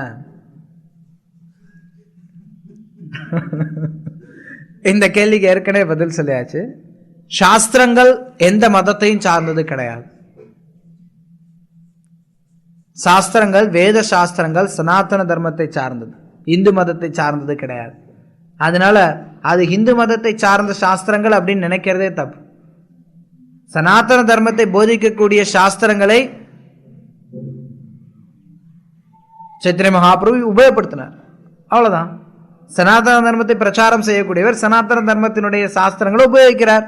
அதுல என்ன சிரமம் இருக்கு? புரிந்து கொள்றதுல எந்த சிரமமும் கிடையாது. சாஸ்திரங்களையும் சேர்த்து ஒரு பொட்டிக்குள்ளார அடைச்சோம்னு வச்சுக்கோங்களேன், இந்து மதம் அப்படிங்கிற முன்னே சொன்ன மாதிரி இந்து மதம் அப்படிங்கிற பொட்டிக்குள்ளார சாஸ்திரத்தையும் கொண்டு போய் அடைச்சோம்னா அது சரி கிடையாது. அதனால இந்த கேள்விக்கு பதில் அவர் இந்து அப்படிங்கிறது உடலோட அடையாளப்படுத்திக்கிறது, அதெல்லாம் நமக்கு தேவையில்லாது. 10வது கேள்வி. ஸ்ரீமத் பகவத்கீதை வர்ணாசிரமத்தின் குறிக்கோள் பற்றிய விபரமான கட்டுரை 2011 டிசம்பர் மாத பகவத் தரிசனம் பதிப்பில் பகவத்கீதையும் ஜாத்தியும் என்ற தலைப்பில் வெளியாகி இருக்கிறது. மனுஸ்மிருதி மற்றும் பராசர யாக்ஞவால்கர் ஆகியோரின் நூல்களின் அடிப்படையில் உள்ள வர்ணாசிரமம் பற்றிய விவரங்களை வழங்குமாறு கேட்டுக்கொள்கிறோம். வர்ணாசிரமம் அப்படிங்கிறது ஒரு மிகப்பெரிய விஷயம். வர்ணாசிரமத்தினுடைய கொள்கைகள், வர்ணாசிரமத்தை பின்பற்ற வேண்டியவை அப்படிங்கிறது ரொம்ப விபரமான ஒன்று. அதை நிச்சயமா இவர் சொல்ற மாதிரி மனுஸ்மிருதியில, குறிப்பா மனுஸ்மிருதி, அதன் பிறகு பராசரர், யாக்ஞவால்கர் இவங்களும் ஸ்மிருதிகள் எழுதி வர்ணாசிரம தர்மத்தை பற்றி எடுத்து சொல்லியிருக்காங்க. மனுஸ்மிருதி மற்ற இரண்டை காட்டிலும் முக்கியமானதாக சொல்லப்படுது. இவங்க எல்லாரும் வர்ணாசிரம தர்மத்தை எடுத்து சொல்றாங்க. இருந்தாலும் இந்த வர்ணாசிரம தர்மம் எல்லாவற்றுக்கும் அடிப்படையா பகவத்கீதை அமையுது. கிருஷ்ணர் சொல்லக்கூடிய அந்த 2 வரி அமையுது, குண கர்ம விபாகச. கிருஷ்ணரே கீதையில பின்னாடி ஜாத்தியை பற்றி இன்னும் விவரிக்கிறார். ஒவ்வொருத்தருடைய, பிராமணருடைய கடமை என்ன, சத்திரியருடைய கடமை என்ன, வைஷ்யருடைய கடமை என்ன, சூத்ரருடைய கடமை என்ன, இதை கிருஷ்ணர் கீதையில பின்னாடி விளக்குறார். ஆனா ஆரம்பத்துல கிருஷ்ணர் நிலைநாட்டுறார் குண கர்ம விபாகச. ஒருத்தருடைய குணத்தையும் கர்மத்தையும் அடிப்படையாக வைத்து பிரிக்கப்படுது அப்படின்னு. அதே விஷயங்களை மனுஸ்மிருதி, பராசர, யாக்ஞவால்கர் இவங்க வெவ்வேறு நிலைகள்ல எடுத்து சொல்லி இருக்காங்க அவங்களுடைய ஸ்மிருதிகள்ல. இதுல அதனுடைய அடிப்படையில வழங்குமாறு கேட்டுக்கிறோம். அப்படின்னா இவர் என்ன கேள்வி உள்ள என்ன வச்சு கேட்கிறார் அப்படிங்கிறது புரியல. எனக்கு என்ன புரியுது அப்படின்னா, ஒரு எனக்கு கேள்வி தெளிவில்லாததுனால ஒரு கற்பனை என்ன அப்படின்னா, மனு, யக்ஞவால்க, பராசர இவங்களுடைய ஸ்மிருதிகளை பார்க்கும்போது, படிக்கும்போது அதிகபட்ச நம்ம பார்க்கும்போது பொதுவாக ஜாதி அப்படிங்கிறத பிறப்பின் அடிப்படையில் அப்படிங்கிற மாதிரி ஒரு அபிப்பிராயத்தை உற்பத்தி பண்ணக்கூடியதாக இருக்குது. அதனால நீங்கள் எப்படி குணத்தையும் கர்மத்தையும் நீங்கள் முக்கியத்துவம் கொடுக்குறீங்களே அப்படிங்கிற மாதிரி கேள்வி கேட்குறாருன்னு நினைக்கிறேன். அவர் நேரடியாக கேட்குறார். அப்படி எடுத்துக்கொண்டாலும் ஒன்று என்னென்னா, எல்லாமே கர்மத்தின் அடிப்படையில் நடக்குது. ஒருத்தன் பிராமண குடும்பத்தில் பிறவி எடுக்கிறான் அப்படின்னா அவன் அதற்கு தகுந்த கர்மம் செய்தவனாக இருக்க வேண்டும். அதனால பொதுவாக ஒருத்தருடைய ஜாத்தியை வடிவமைக்கிறதுல பிறப்பு அப்படிங்கிறதும் ஒரு முக்கிய பங்கு வகிக்குது. ஆனால் பிறப்பு மட்டுமே பங்கு அல்ல. அதுவும் குறிப்பாக கலியுகத்தில் ஜாதி அப்படிங்கிறது பல நிலைகளில் மாற்றம் அடைஞ்சு இருக்கக்கூடிய சூழ்நிலையில் ஒருத்தருடைய பிறப்பை மட்டும் வைத்து சொல்ல முடியாது. மனுஸ்மிருதி பல உபதேசங்களை கொடுத்திருந்தாலும் மனுஸ்மிருதியினுடைய அடிப்படை பகவான் கிருஷ்ணர் கீதையில் சொல்லக்கூடிய அந்த எல்லாவற்றுக்கும் அடிப்படை அதுதான், குணமும் கர்மமும். அதன் அடிப்படையில் தான் மித்தது எல்லாம் வருது. அதனால் பௌத்திகமான ஜாத்தியை பகவத்கீதை பரப்புறது கிடையாது. அதில் எந்த மாற்றமும் கிடையாது. அதுக்கு மேலே இவருடைய கேள்வி தெளிவில்லைங்கிறதுனால விவாதிக்கிறதுல அர்த்தம் இல்லை. 11வது கேள்வி. இது கொஞ்சம் சுவாரஸ்யமாக இருக்கலாம் சிலருக்கு. சம்பூகன் என்பவன் வால்மீகி ராமாயணம் உத்தரகாண்டத்தில் வரும் ஒரு நபர். பிறப்பால் சூத்ரனான சம்பூகன் மனு தர்மத்திற்கு எதிராக பிராமணர்கள் மட்டுமே செய்ய வேண்டிய தவத்தை செய்தான் என்ற குற்றத்திற்காக அயோத்தி அரசர் ஸ்ரீராமச்சந்திர பிரபு சம்பூகனின் தலையை வெட்டுவதாக கூறப்பட்டுள்ளது. இந்த செயலை ஸ்ரீராமர் செய்தது சரியா தவறா? ராமருக்கே கொக்கி போடுறார். அதாவது ராமர் செஞ்சது சரியா? ராமர் எப்படி இப்படிலாம் செய்யலாம் அப்படின்னு நீங்க கேள்வி கேட்கிறார் இவர். ராமர் எப்படி சம்பூகனுடைய தலையை வெட்டலாம்? சம்பூகன் ராமாயணத்தில் வரக்கூடியது ஒரு சூத்ரன். அவன் தவம் செஞ்சுட்டு இருப்பான்.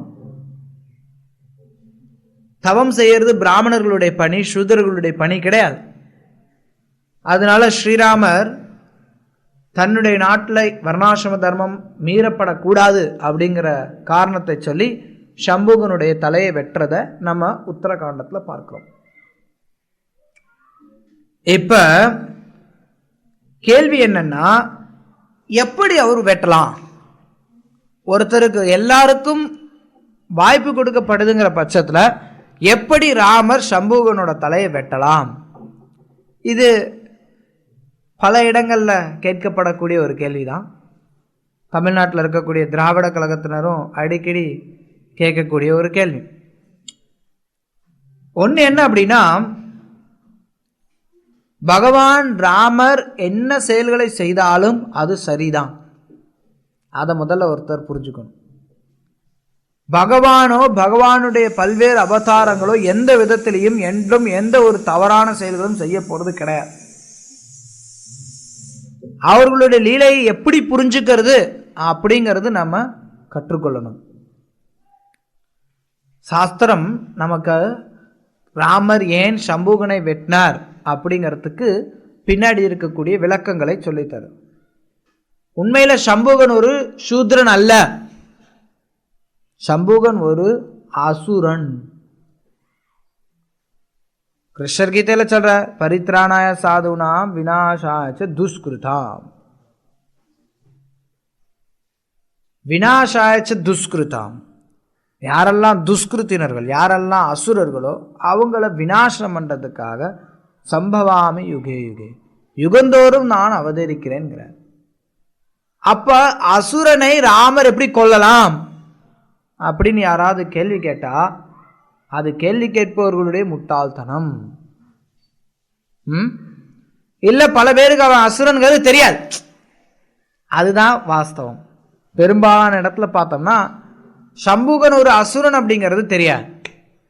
சம்பூகன் உண்மையில சம்பூகனுடைய பெயர் ஜங்கன். ஜங்கன் அப்படிங்கிற பெயர்ல அவன் ஒரு அசுரனாக இருந்தான். அவன் பார்வதியை திருப்தி செய்து பார்வதி கிட்ட இருந்து ஒரு வரம் வாங்குவான். என்ன வரம் அப்படின்னா, கல்பந்தோறும் வாழ்றதுக்கு வரம் வாங்குவான். ஒரு கல்பம் முழுக்க வாழ்றதுக்கு வரம் வாங்குவான். அந்த வரத்தை வாங்கினதுக்கு அப்புறம் என்ன பண்ணுவானா, ஒரு சூத்ரனுடைய வடிவத்தில் அவன் தபஸ்யா பண்ணுவான். எதுக்கு தபஸ்யா பண்ணுவான் அப்படின்னா, பார்வதியினுடைய கணவனாகணுங்கிறதுக்காக தபஸ்யா பண்ணுவான். வரம் கொடுத்தவங்களுக்கு கணவனாகணும், அல்லது வரம் கொடுத்தவனோட கணவனை கொன்னுட்டு தான் வரம் கொடுத்தவங்களுக்கு கணவனாகணும் அப்படிங்கிறதுக்காக தபஸ்யா பண்ணுவான் அந்த சம்பூகன். இப்ப சொல்லுங்க, ராமர் சம்பூகனை கொன்னது நியாயமா இல்லையா? நம்ம முடிவு பண்றதுக்கு முதல்ல நமக்கு தகுதி கிடையாது. ராமர் எது செஞ்சாலும் அது நியாயம்தான். நியாயத்தை தவிர வேற எதையும் அவர் செய்ய மாட்டார். அதை முதல்ல புரிஞ்சுப்போம்.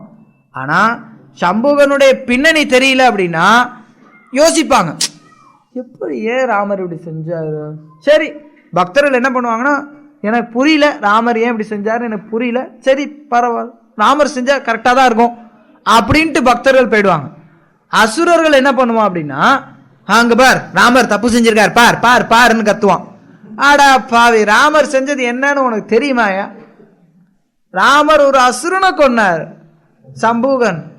சம்பூகன் சிவபெருமானுடைய ஸ்தானத்தை அபகரிக்கணும்னு நினைச்சான். அதுக்காக தவம் பண்ணிட்டு இருந்தான். அவன் என்ன இறை உணர்வையும் தன்னுணரையும் உணர்றதுக்காக தபஸ்யா பண்ணிட்டு இருந்தானா? கிடையாது. தபஸ்யாவுடைய குறிக்கோள் தவறானதா இருக்கு. அதனால அவனை பகவான் ராமர் கொண்டார். இதுதான் சாஸ்திரத்துல நம்ம பார்க்கிறோம். இது பல்வேறு சாஸ்திரங்கள்ல இருந்து ஸ்ரீபாத் மத்வாச்சாரியர் விளக்கம் கொடுக்கிறார். இந்த விளக்கத்தை மகாபாரத தாத்பரிய நிர்ணயத்தில் அவர் சொல்றார்.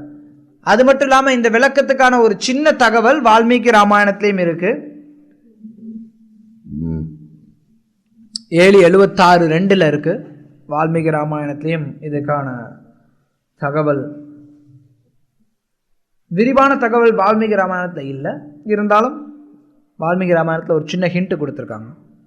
அதுக்கப்புறம் மற்ற சாஸ்திரங்களில் இதை பற்றி இருக்கக்கூடியதை ஆச்சாரியர் மத்துவர் விளக்கம் கொடுக்கிறார். அடுத்த கேள்வி, 12வது கேள்வி.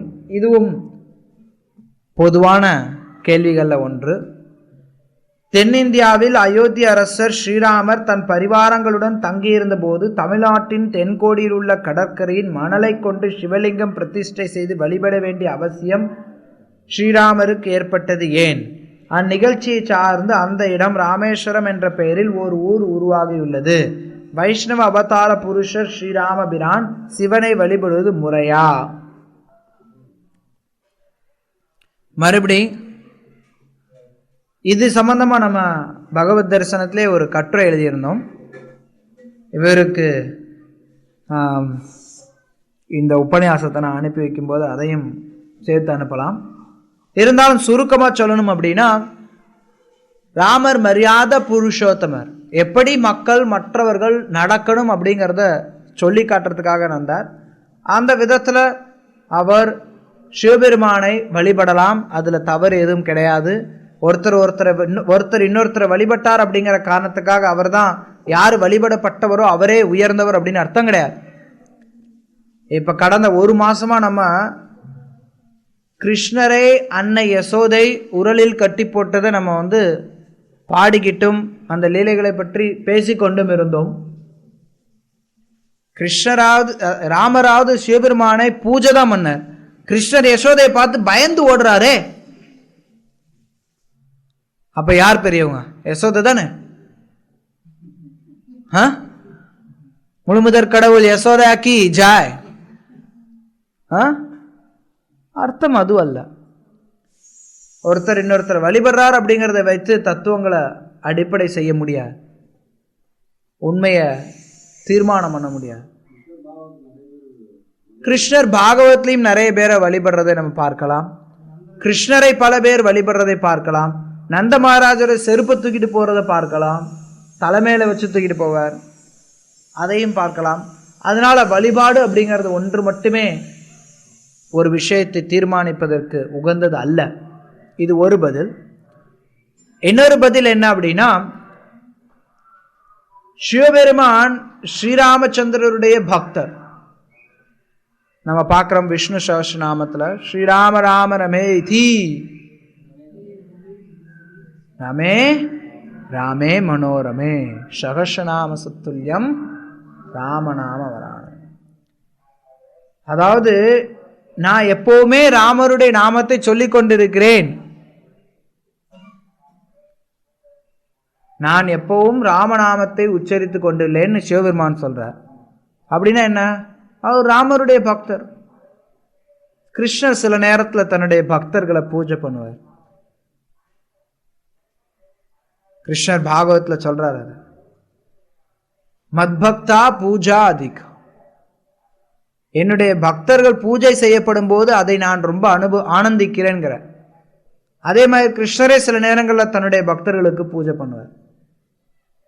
எப்படினாலும் பூஜை பண்ணுவார். சிலருக்கு முறையா பூஜை பண்ணுவார், சிலருக்கு பயந்து பூஜை பண்ணுவார். அதாவது தன்னுடைய பக்தர்களுக்கு தான் கீழ்ப்பணிஞ்சவன் ஆழ்வார். குஷேலர் நல்ல உதாரணம் கூட. பல நேரங்களில் கிருஷ்ணர் அதை செய்வார். மகாபாரத்ல எல்லாருக்கும் யுதிஷ்ட மகாராஜருடைய ராஜசூய யாகத்துக்கு வரும்போது எல்லாருக்கும் பாத பூஜை பண்றார், பக்தர்கள் அசுரர்கள் எல்லாருக்கும் கூட. எதற்காக அவர் அந்த நிலையை எடுத்துக்கிறார்னா பக்தர்களுக்காக. கிருஷ்ணர் தன்னுடைய பக்தர்களுக்காக பல காரியங்களை செய்யறதுக்கு தயாரா இருக்கார். அதனால அத்தகைய செயல்களை வச்சு தத்துவங்களை நிர்ணயம் பண்ண முடியாது. ராமர் சிவபெருமானை வழிபட்டார் அப்படிங்கிறத மட்டும் வச்சு தத்துவங்களை நிர்ணயம் பண்ண முடியாது. ஒன்று என்னன்னா, ராமருடைய பக்தர் சிவபெருமான் அப்படிங்கிறனால சிவபெருமான் ராமருடைய சரணாமிர்தத்தை சுவைக்கணும்னு ஆசைப்பட்டார். இது வேற சாஸ்திரங்கள்ல நம்ம பார்க்கக்கூடியது. அப்படி சரணாமிர்தத்தை சுவைக்கிறதுக்கு ராமர் ஒத்துக்கல. ஏன்னா ராமர் மரியாதை புருஷோத்தமர், அவருடைய சரணாமிர்தத்தை கொடுக்க முடியாது. ரைட்? எப்படி கொடுக்க முடியும்? அப்ப மக்கள் எல்லாம் சிவபெருமானை மதிக்கிறத நிறுத்திடுவாங்க. அதனால ராமர் ஒரு வழி பண்ணார். போய் ஒரு இடத்துல நின்று குளிச்சார். எந்த இடத்துல இருந்து குளிச்சாரோ அதே இடத்துல இருந்து தண்ணியை கொண்டு சிவபெருமானுக்கு அபிஷேகம் பண்ணார். ரைட்? அப்போ சிவபெருமானுக்கு ராமருடைய சரணாமிர்தம் கிடைச்சது. புரியுதானே சொல்றது? ஸோ அது மாதிரி சிவபெருமான் ராமரை வழிபட்டதுக்கு பின்னாடி பல விளக்கங்கள் இருக்கு. அதில் சில விளக்கங்களை நான் இங்கே சொன்னேன்.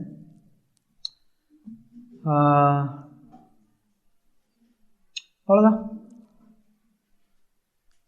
இதில் யாருக்காவது ஏதாவது தெளிவில்லாமல் இருந்தால் கேட்கலாம்.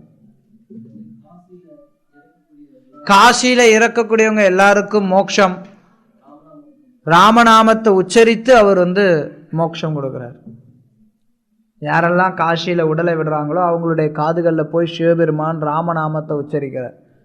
அப்படி ராமருடைய பக்தரா பல இடங்கள்ல பார்க்கலாம். சிவபெருமான் ராமருடைய பக்தரா செயல்படுறது.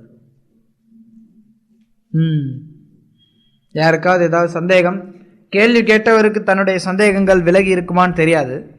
ஏன்னா கேள்வி கேட்டவர் நேரில் இல்லை. நீங்க யோசிச்சு பார்க்கலாம். வேற யாருக்காவது சந்தேகங்கள் இதுல தெளிவாயிருக்குமா? ஆயிருக்கணும். ஓகே. ஹரே கிருஷ்ணா. ஸ்ரீல பிரபுபாத் கி ஜெய்.